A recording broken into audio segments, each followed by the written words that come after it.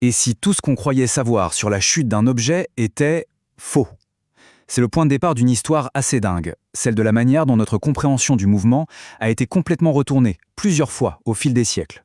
On va faire un voyage qui nous emmène des philosophes grecs jusqu'aux frontières les plus étranges de la physique moderne. Alors, quel est le rapport entre tout ça? C'est la question qui va nous guider. Parce que la réponse, elle connecte trois mondes qui, à première vue, n'ont rien à voir. Notre monde de tous les jours, celui des vitesses folles près de la lumière, et le monde complètement bizarre de l'infiniment petit, le monde quantique. Pour y voir plus clair, il faut rembobiner et commencer par le début. Notre toute première carte de la réalité, elle nous vient des Grecs de l'Antiquité. C'était une carte de bon sens, basée sur ce qu'on peut voir et toucher, et cette carte, elle a tenu bon pendant une période incroyablement longue. Et voilà l'idée de base d'Aristote. Ça paraît logique, non? Une grosse pierre tombe évidemment plus vite qu'une plume. On l'a tous vu. Pendant presque 2000 ans, cette idée a été la base de toute la physique. C'était intuitif, oui. Mais est-ce que c'était juste? Pas vraiment. Et là arrive Galilée. Pour démolir cette idée vieille de 2 millénaires, il n'a même pas eu besoin de monter en haut de la tour de Pise. Non, il a juste utilisé la puissance de la pensée. Son raisonnement est génial. Si Aristote a raison, alors si on attache la pierre légère à la pierre lourde, la petite pierre devrait ralentir la grosse. Mais en même temps, l'ensemble est plus lourd, donc il devrait tomber plus vite. C'est complètement contradictoire. La seule solution logique, c'est que l'idée de départ est fausse. Tous les objets tombent à la même vitesse. Galilée a ouvert une brèche. Et après lui, d'autres ont continué à creuser, avec des concepts comme l'impetus, une sorte de force interne qui pousserait les objets. Et puis, le grand final, Isaac Newton. Avec ses Principia, il met tout le monde d'accord. Il nous donne des lois universelles qui expliquent aussi bien la chute d'une pomme que la danse des planètes. D'un coup, tout s'emboîte. Et là, pendant plus de 200 ans, c'est le triomphe absolu. Sa vision marche du tonnerre. L'univers est vu comme une immense horloge, un mécanisme parfait et prévisible. En théorie, si on connaissait la position de chaque atome, on pourrait prédire l'avenir. La carte du monde semblait enfin terminée, parfaite. Semblait. Mais attention, pendant que la mécanique de Newton règne en maître, il y a une autre idée qui commence à faire son chemin en parallèle. Une idée fondamentale, une sorte de monnaie d'échange universelle qui gouverne toutes les interactions.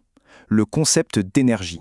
Cette idée n'est pas sortie de nulle part. Ça commençait avec une force vive, puis on a commencé à faire la différence entre l'énergie du mouvement et l'énergie stockée.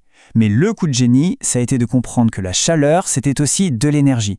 Et là, tout s'est connecté. On a compris qu'il existait une loi de conservation universelle. L'énergie est devenue la grande comptabilité de l'univers. Rien ne se perd, rien de secret, tout se transforme.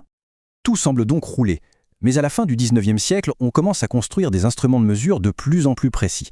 Et quand on regarde de très très près, on commence à voir des petites fissures dans ce bel édifice newtonien qui paraissait si solide. Et ces fissures, c'était quoi? Eh bien, des petits trucs qui clochent. L'orbite de Mercure, par exemple, qui n'en fait qu'à sa tête et ne suit pas parfaitement les calculs de Newton. Ou la façon dont les objets chauds rayonnent de la lumière, ça n'avait aucun sens. Et le plus bizarre, la vitesse de la lumière qui reste toujours la même, qu'on aille vers elle ou qu'on s'en éloigne. La belle carte de Newton ne marchait plus dans ces zones-là. Là, on a compris qu'un petit coup de peinture ne suffirait pas à réparer la carte. Non, il fallait carrément la jeter et en dessiner de nouvelles. Et pas juste une, mais deux, qui allaient révolutionner la physique au début du XXe siècle. Et ces deux nouvelles cartes sont radicalement différentes. D'un côté, il y a la mécanique quantique qui nous décrit le monde de l'infiniment petit. Un monde flou, probabiliste, où les particules peuvent être à plusieurs endroits à la fois. Et de l'autre, il y a la relativité d'Einstein, pour l'infiniment grand et rapide. Un monde où l'espace et le temps sont élastiques et forment un tissu qui peut se courber. Adieu l'univers horloge de Newton, bonjour la réalité bizarre. Ok, c'est super tout ça. On a une carte pour le tout petit, une pour le très grand. Mais comment on passe de l'un à l'autre? Comment le monde étrange des particules donne-t-il naissance au monde solide et prévisible qu'on connaît? Il fallait bien un pont entre les deux. Et ce pont, c'est la mécanique statistique. L'idée est simple en fait, c'est mission impossible de suivre chaque particule une par une. Alors à la place, on utilise les stats pour prédire le comportement du groupe. C'est un peu comme un sondage à très grande échelle. Et c'est comme ça qu'une notion comme la température émerge du mouvement chaotique de milliards de molécules. Pour faire ça, il y a en gros deux grandes écoles. L'approche de Boltzmann, c'est comme si on suivait une seule personne pendant des années pour comprendre ses habitudes et prédire ce qu'elle va faire. L'approche de Gibbs, c'est plutôt de prendre une photo d'une foule immense à un instant T pour avoir une idée du comportement moyen. Deux méthodes, un même but, faire le lien entre le micro et le macro. Bon, à ce stade, on pourrait se dire que tout ça, l'espace qui se courbe, les particules qui sont aussi des ondes, c'est très théorique, très abstrait. Sauf que, Ces cartes complètement folles de la réalité, elles font tourner le monde dans lequel on vit, là, maintenant.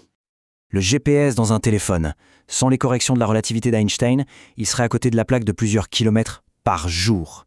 Les ordinateurs, les smartphones, Internet, tout ça c'est grâce aux transistors, qui sont de la mécanique quantique en action, pure et dure. Même les lasers. Les idées les plus bizarres d'hier sont devenues la technologie banale d'aujourd'hui. Ce qu'il faut retenir de toute cette histoire, c'est que la science, ce n'est pas un livre de vérité gravé dans le marbre. C'est une carte en constante amélioration. Chaque nouvelle version est plus précise, mais rien ne dit qu'on a la version finale. Ce qui nous laisse avec une dernière question. Quel continent de la réalité nous reste-t-il encore à découvrir ? Merci d'avoir fait ce voyage avec nous.